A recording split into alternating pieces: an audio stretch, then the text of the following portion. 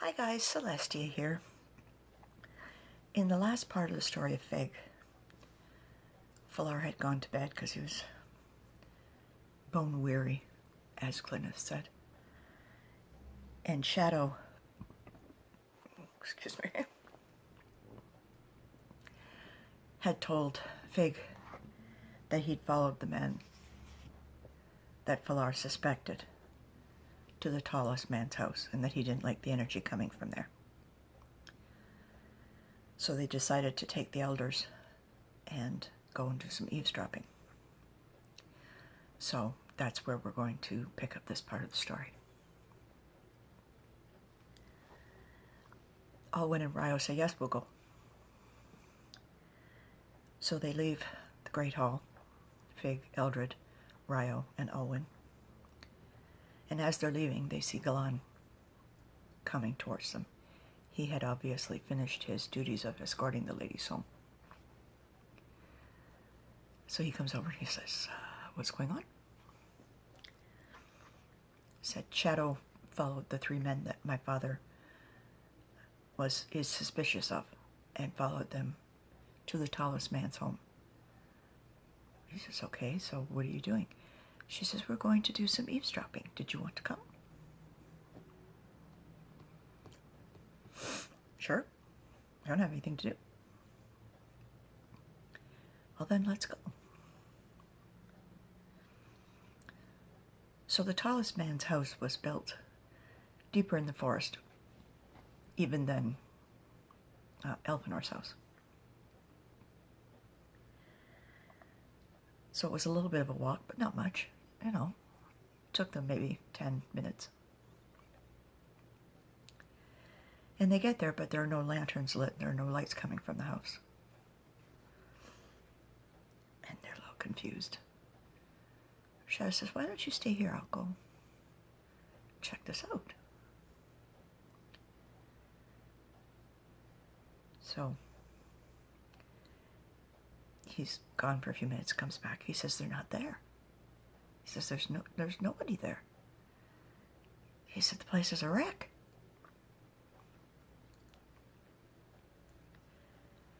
Ryo says they're on the run. He says, obviously they didn't believe Cecilia and they're going to go and try and catch up with Elfinor. He says, well, they're just good. She said, are there any lanterns in the house, Shadow? He said, oh, yes. She said, then we need to search it. We need to look for some evidence as to what's going on. Papers or scribbled notes or something. So they go in and they light a small fire in the fireplace to light some long wooden sticks to light the lanterns. And then they put the fire out. So there are about 4 lanterns in there, so they light them. And they begin to systematically search the place. And Shadow's right, the place is a mess. It looks like they were in a great deal of a hurry. There's food on the floor and clothes everywhere.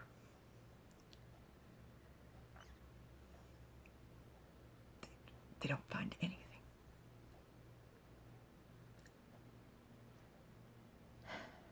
Nick says my father's going to be pissed. He was hoping to question these men. She says we were too late. Shadow says, but I was only gone like 15 minutes. Not even.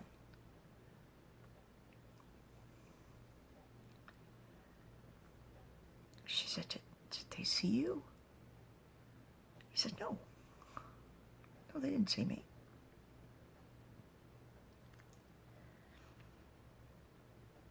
Ryo says that was the plan all along. They knew they had to go to the meeting or it would look suspicious.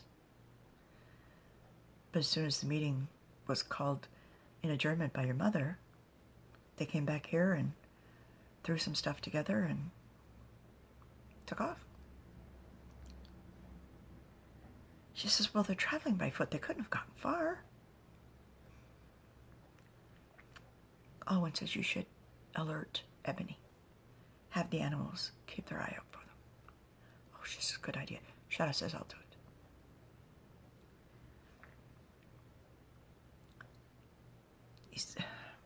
Ryo says, well, we didn't find anything here. He says, another empty house? She says, well, what? Vic says, do we know where the other men lived? Ryo says, oh, I think I have a good idea. She said, could they have gone there? To one of their houses? He said, I don't know. He said, we need to check it out. So they go, and each of the houses look exactly the same. They're just a shambles. Again, they just look like they've thrown things together and left. Ryo says, these men are not very smart. He says, don't they realize that we're going to be looking for them? They don't have that much of a head start. We're going to find them. Vic says, well, we searched the houses and we didn't find anything. She said, this is so discouraging. He says, your father's going to be very angry. Hope he gets lots of rest. She says, well, I'm certainly not going to burden him with this first thing, but I'm tired too and I need to go to bed. Alwyn says, I think we all need a good night's sleep. So they all kind of disperse, going their own ways, feeling very disheartened, angry. Eldred walks Vic home, at least to the base of the stairs anyway. She says, you know, Eldred, she says, the tent is up. Oh, she said, you're right. We need to check it out. She says, I agree. He said, I thought you were tired. She said, oh, that was just to get rid of the others. She said, what I really wanted to do when we found out there wasn't anything else that we could do as far as the men went was to get rid of everybody except you so we could check out the tent. He said, well, then what are we waiting for? Let's go. She says, but we have to be quiet going up the stairs. She said, I know we're in a hurry, but we have to be quiet. So they go up the stairs that lead to Vic's home and then take a little bit of a walkway around and go up another flight of stairs to where the tent is going to be. And sure enough, they get to the top of that flight of stairs and there's the tent. Vic said, I forgot how big it was. She said, I know we haven't been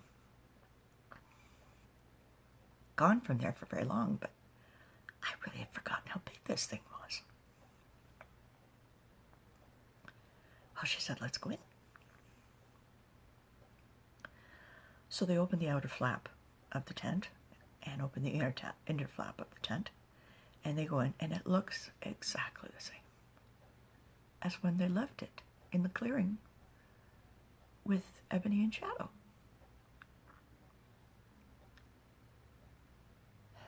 She said, I want to live here.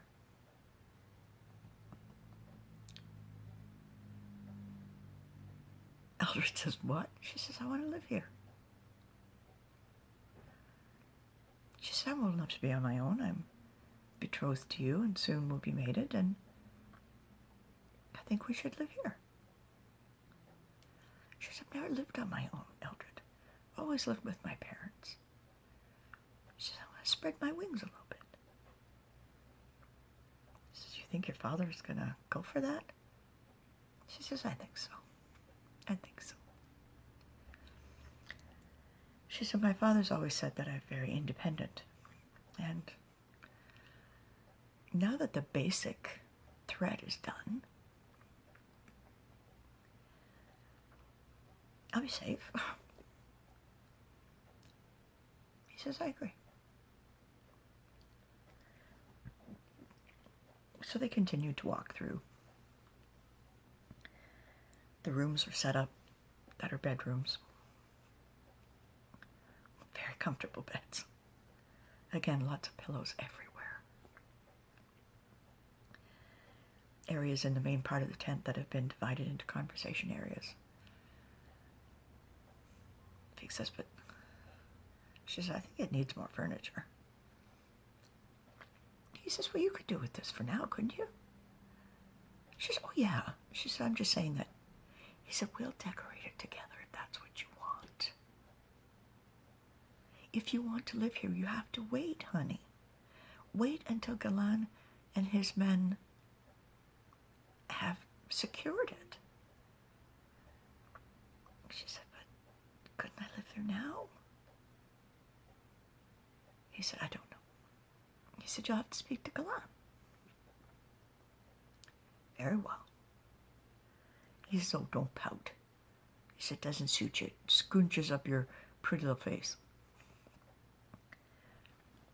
She says, well, she said, everything is fine here, so she says, I guess we'll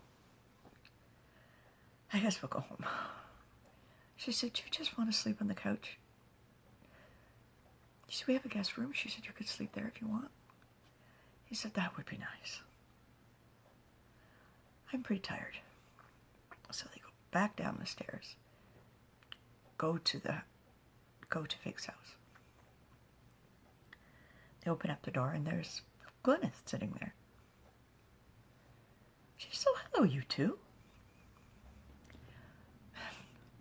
Vic says, oh, mother. She says, why aren't you sleeping?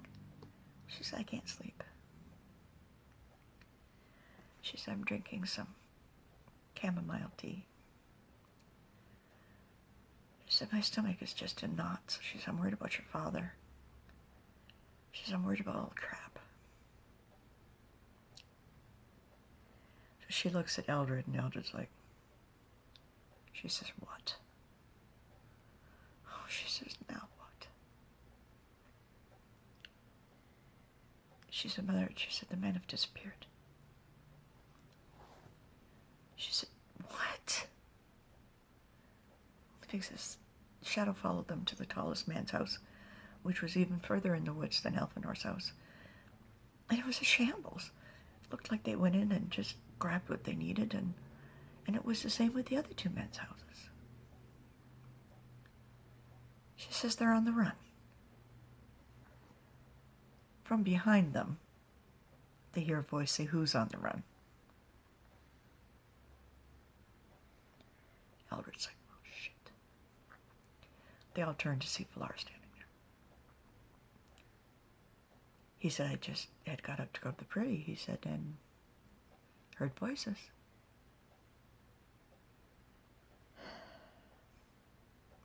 Glenn says, tell him.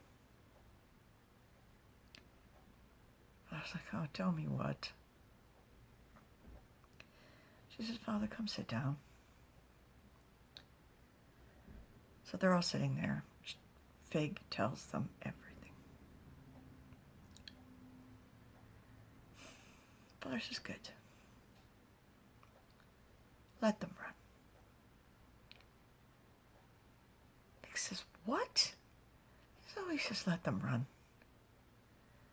If they're going to be with Elfinor, the Mind Raper's just going to kill them too. I just don't care anymore. Let them go. I said, are you sure? I mean, we have the animals looking for them. I mean, we can send... He says, oh, if they find them, they find them. If they don't, they don't. He says, I just don't care. He says, that's not my father talking. She says, that's the weariness talking. She says, Father, you know you want to question them. She said, you know you want answers. You want to know why. He says, I know why.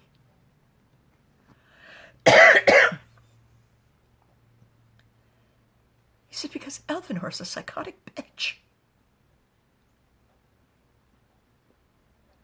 He says, I'm not going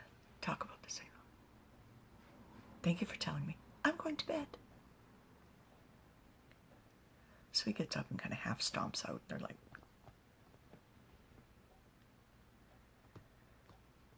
she says, well, we had to tell him. He heard anyway. Gwyneth says. She says, Elder, are you going to stay in the guest room tonight?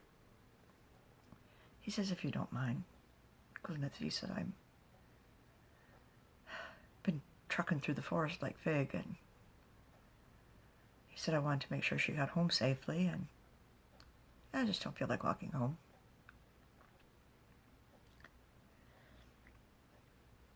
She says, you know, Eldred, you could move in here if you wanted to. He said, oh, that's very generous. Gwyneth. She says, Fig's his mother. She said, I want to move into the tent.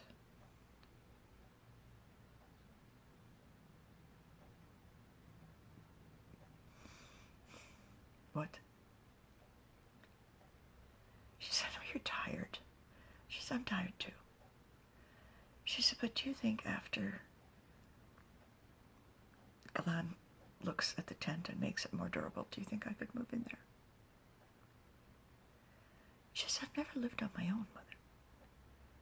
She said, I'd like to have that experience before Eldred and I are mated and live together. She said, I think that's a good idea. She said, I think that's an excellent idea. She said, a little independence. She said, no, you're not that far away if you needed us. She said, I think that's a good idea. So she looks at Eldred, and Eldred is showing a sign of not really liking this plan. She says, Eldred? Yes? What? Sorry. Did you say something? She said, you have an odd look on your face. Oh, he says, I'm sorry, Glenn. He said, I'm tired. He said, I understand that Fig needs some independence, and I get that. He said, I'm just really not sure I like the idea of her living there by herself. She says, well, you're not going to move in there with her. He says, no, I'm not. He said, but she needs somebody there with her.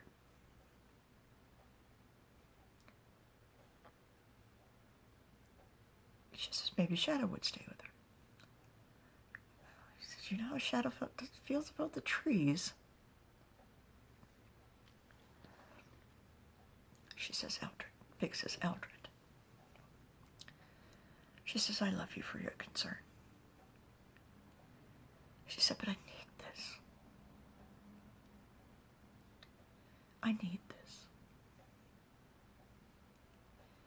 She says, I love you and I can't wait until we're mated and that we can live together, but I need some space. She said, a chance to do what I want. I says, you can do what you want here. She says, I can't walk around naked if I want to. She says, well, no, you can't do that. That's true. He says, Eldred says, you want to walk around naked? She says, if I want to. I'm not saying I'm going to, but if I wanted to. She says, please don't stifle this for me. Glenna says, well, it's not a certain thing. She says, Father's not going to say no. You know that. He's going to feel the exact same way that you do, Mother.